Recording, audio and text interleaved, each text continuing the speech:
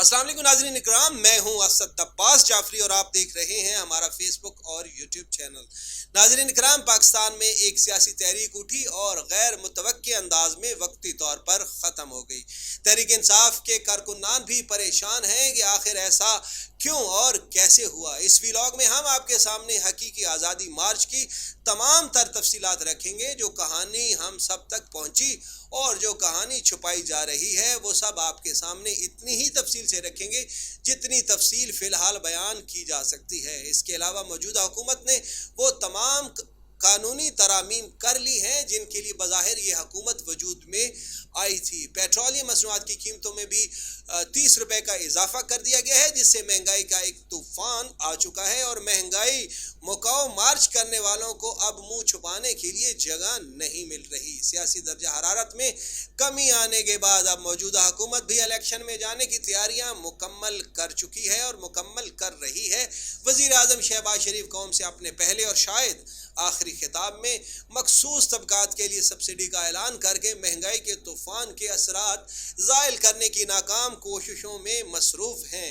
इसके अलावा कुछ दीगर अपडेट्स भी आपके सामने रखेंगे, लेकिन सबसे पहले आपसे दरख्वास्त है हमारे फेसबुक पेज और यूट्यूब चैनल को सब्सक्राइब ज़रूर कर लें ताकि हमारी नई आने वाली वीडियोज़ आप तक बआसानी पहुँचती रहें। नाज़रीन, जैसे कि हम सब ने देखा कि आज़ादी मार्च पूरे ज़ोरों शोर से शुरू हुआ तो हुकूमत की कांपें टांग गईं। एहतजाज शुरू होने से पहले ही मनसूबाबंदी कर ली गई थी कि पूरी ताकत का इस्तेमाल करके इस एहतजाज को नाकाम बनाना है। इस मकसद के लिए जहां जहां मौजूदा हुकूमत हुक्मरानी कर रही थी, यानी पंजाब और सिंध, वहाँ वहाँ रियासी ताकत का अंधाधुंध और बेदरीग इस्तेमाल किया गया। नून लीग की मरकजी कायद मरियम नवाज और वफाकी वजीर दाखिला राना सनाउल्लाह ने यह दावा तो किया कि पीटीआई के मुजाहिरीन कहीं नजर नहीं आ रहे, लेकिन ये नहीं बताया कि पंजाब भर के शहरों में जगह जगह शेलिंग किस पर की जाती रही। अगर मुजाहिरीन निकले ही नहीं तो पुलिस की शेलिंग का क्या जवाब है। हमने और आपने मीडिया चैनल्स पर वो मनाजर भी देखे हैं। खुदा की पनाह, रियासती ताकत का इस्तेमाल करते हुए न ख़वातीन की हुर्मत का लिहाज रखा गया, न बच्चों के बचपने का। अंधाधुंध ताकत का इस्तेमाल करके अगर हुकूमत निहत्ते कारकुनों को मुंतशर करने में किसी हद तक कामयाब हो भी गई तो इसे आप सियासी जीत करार नहीं दे सकते, ना ही इसे अपने बयानिए की फतह कहा जा सकता है, बल्कि ऐसे इक़दाम से जिन लोगों को हुक्मरान जमात से हमदर्दी थी वो भी टेलीविजन स्क्रीन के मनाजर देखकर ये कहने पर मजबूर थे कि हुकूमत बहुत ज़्यादा जुल्म कर रही है। इमरान खान जब से सियासत में आए हैं उन्होंने पाकिस्तान के हर शोबे को एक्सपोज करके रख दिया है। लगता है वो सियासत में आए ही दूसरों को एक्सपोज करने थे। हम बताते जाते हैं, आप गिनते जाएं। सबसे पहले इमरान खान ने इंतखाबी धांधली के खिलाफ भरपूर मुहिम चलाई, जिससे अदालत में तो मुनज़्ज़म धांधली साबित ना हो सकी, लेकिन आवाम को ये एहसास ज़रूर हुआ कि उनके वोट को अशराफिया पामाल करने पर आए तो देर नहीं लगाती और इस काम के लिए उनके पास बेशुमार रास्ते हैं। इसके बाद पनामा लीक्स का मामला आलमी सतह पर उभरा तो मेरे कायदे मोहतरम जनाब नवाज शरीफ की तस्वीर भी आलमी चोरों के साथ इंटरनेशनल मीडिया की जीनत बनी।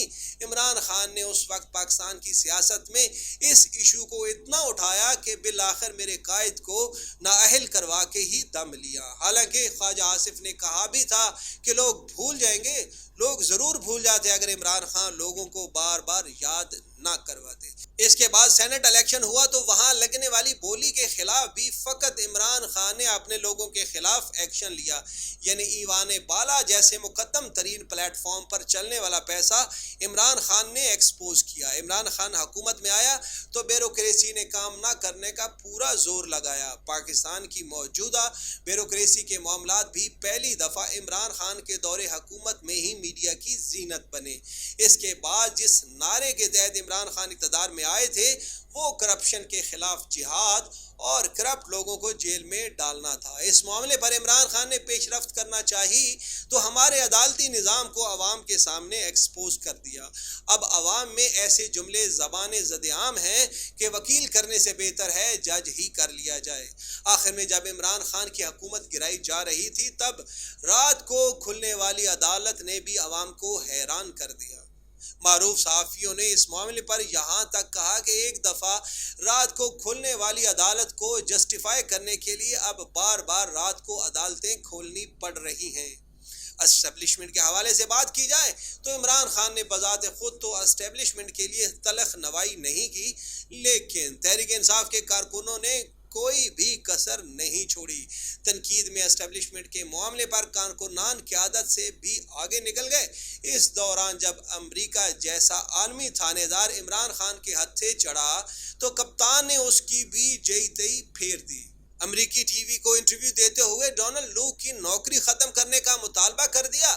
عمران خان ہی وہ پہلا پاکستانی سیاستدان ہے جس نے امریکی ٹی وی پر دوران انٹرویو امریکی حکومت کو ہی مورد الزام ٹھہرا دیا۔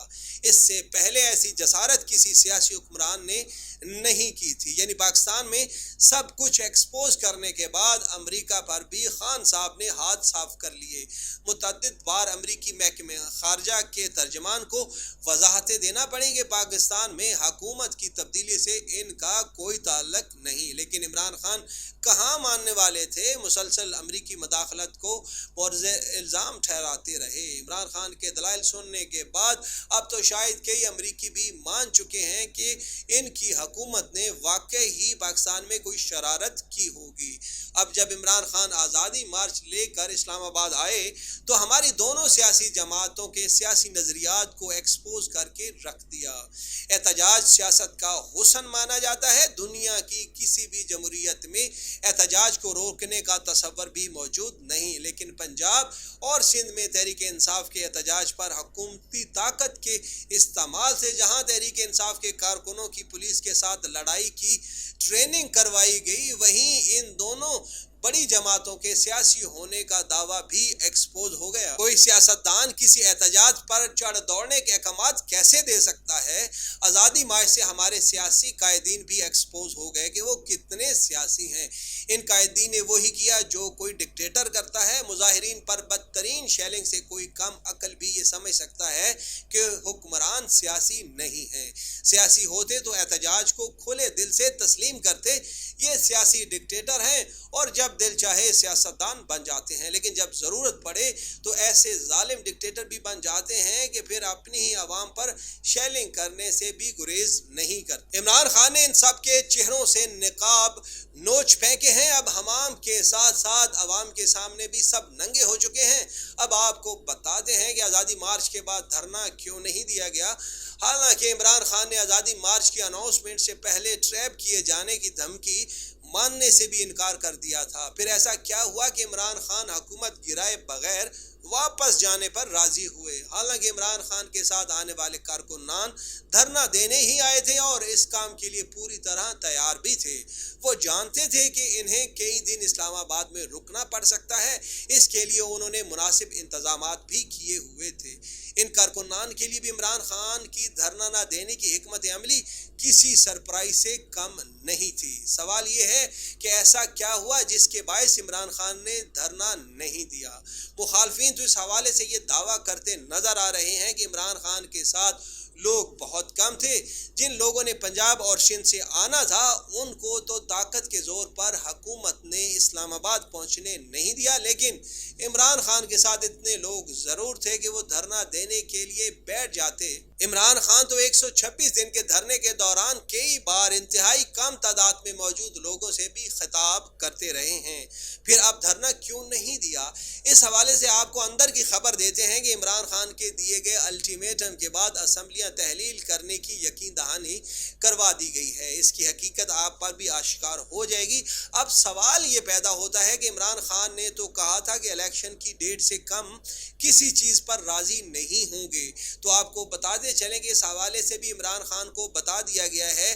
اب اگر اہم ترین یقین دہانیوں کے بعد بھی عمران خان نہ مانتے اور حکومت گرا کر ہی واپس آتے تو پھر کل کو کوئی بھی حکومت گرانے اسلام آباد چلا آتا۔ ساتھ साथ ही मौजूदा हुक्मरानों को फेस सेविंग देना भी ज़रूरी था, क्योंकि अगर इमरान खान हुकूमत गिराकर घर आते इन हुक्मरानों की सियासत बिल्कुल ही ख़त्म हो जाती। हुक्मरानों को इस फेस सेविंग के साथ साथ नैब और इलेक्शन कवानीन में तब्दीली की भी इजाज़त इसलिए दी गई क्योंकि इसके बगैर ये जमातें इलेक्शन में उतरने के लिए तैयार नहीं थी। अगर ये तरामीम ना की जाती तो शायद ये हुक्मरान अगले इलेक्शंस का बाइकाट ही कर देते। इमरान खान एक तरफ तो इन इक़दामात के खिलाफ अदालत जा चुके हैं और दूसरी तरफ इस मामले को इसलिए भी होने दे रही हैं क्योंकि वो पुरुम्मीद हैं कि अगले इलेक्शन में जब इन्हें कौम की तरफ से वाज़ेह अक्सरियत मिलेगी तो फिर मौजूदा हुक्मरानों की जानिब से की जाने वाली आइनी तब्दीलियों को भी ख़त्म कर सकते हैं और करप्शन के हवाले से मज़ीद सख्त कानून साजी भी कर सकते हैं। आज की प्रेस कॉन्फ्रेंस में इमरान खान ने वाज़ेह तौर पर सुप्रीम कोर्ट से उम्मीद लगाने का अंदिया भी इसलिए दिया है और ओवरसीज़ पाकिस्तानियों को वोट का हक दिलाने के लिए कप्तान पूरी कोशिश करेंगे। अगर ओवरसीज़ इस इलेक्शन में वोट के हक से महरूम रखे गए तो भी वो अपने घर वालों और रिश्तेदारों के वोट्स इमरान खान को डलवा कर बहुत बड़ा डेंट डाल सकते हैं। जिन गारंटियों के बाद इमरान खान ने धरना देने का प्रोग्राम मौखर किया है, अगर वो मुतालबात पूरे नहीं होते तो इनके पास लॉन्ग मार्च और धरने की ऑप्शन अभी भी मौजूद है, जबकि इस बार हुकूमत रास्ते भी नहीं रोक सकेगी। इमरान खान की आखिरी उम्मीद इस वक्त भी सिर्फ और सिर्फ पाकिस्तानी अवाम है कि अवाम इन्हें दोबारा इक़्तिदार में लाएगी तो वो इन तमाम मामलात को संभाल लेंगे जिन्हें मौजूदा हुकूमत अपनी मर्जी के मुताबिक ख़राब कर रही है या ख़राब कर चुकी है। हमारी तमाम खबरों की तस्दीक आपको उस वक्त हो जाएगी जब आप अगले चंद दिन में मौजूदा हुकूमत को घर जाता हुआ देखेंगे।